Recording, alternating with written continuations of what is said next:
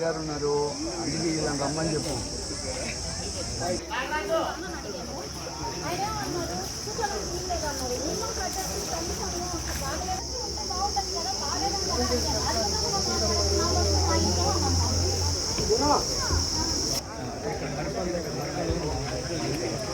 ప్రొఫెసర్ని technical problem బాగాలేదన్నారు, అంతవరకు మాట్లాడదు. నాకు ప్రాబ్లం ఉంది, కొంచెం హ్యూమన్ కట్టేసి కింద కొంచెం కూర్చొని ఇవ్వండి. ఎవరో ఒకటి దిగుతారు కదా, కొద్దిసేపు అయినా నాకు స్టాండింగ్ ఎబిలిటీ లేదు. ఈయన కూడా ఉన్నారు సార్.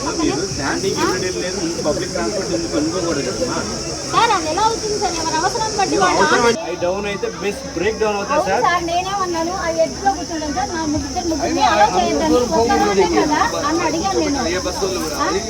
నేను కాదు ఇబ్బంది పెట్టింది ఆయన. నేను పోలీస్ స్టేషన్ లో కంప్లైంట్ ఇవ్వలేదు, ఇక్కడికి తీసుకెళ్ళమని నేను చెప్పలేదు.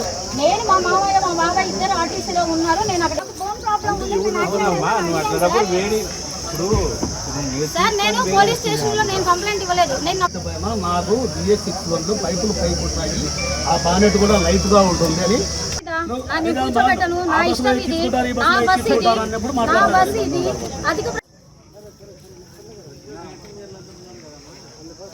హెల్త్ బాగాలేకపోతే ఎవరో ఒకరు లేచి సీట్ ఇవ్వాలి. ఆమె బ్యానెట్ మీద కూర్చుంది, బ్యానెట్ మీద కూర్చుంటే బస్సు చెడిపోయింది అని చెప్పినప్పుడు ఆమెకి చెయ్యి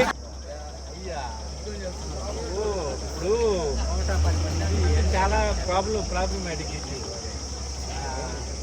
అనవసరంగా ప్యాసింజర్ చూసుకొని సర్దుకునే లక్షణం లేకపోతే అట్లాంటి లేడీస్ ఉన్నారు.